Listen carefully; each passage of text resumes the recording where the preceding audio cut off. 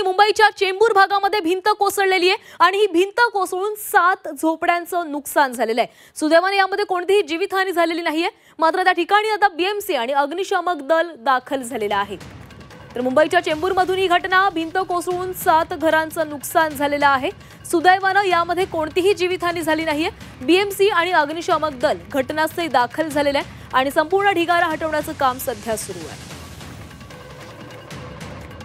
तर मुंबईमध्ये मुसळधार पाऊस पडतो आणि या मुसळधार पावसाचा फटका चेंबूरमध्ये देखील बसलेला दिसतोय। चेंबूरमध्ये ही भिंत कोसळलेली आहे आणि 7 घरांचं यामध्ये नुकसान झालेलं आहे।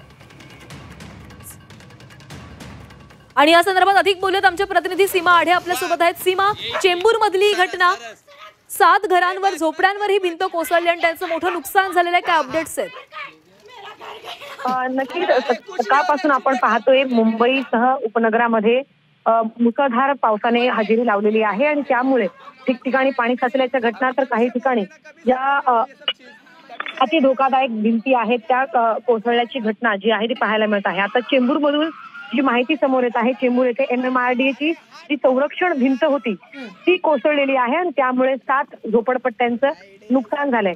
सोबतच सुदैवाने या घटनेमध्ये कोणतीही जीवितहानी झालेली नाही आणि त्या ठिकाणी भिंत कोसळल्यानंतर बीएमसी व अग्निशमन दलाचे जे पथक, अग्निशमन दलाचं पथक त्या ठिकाणी दाखल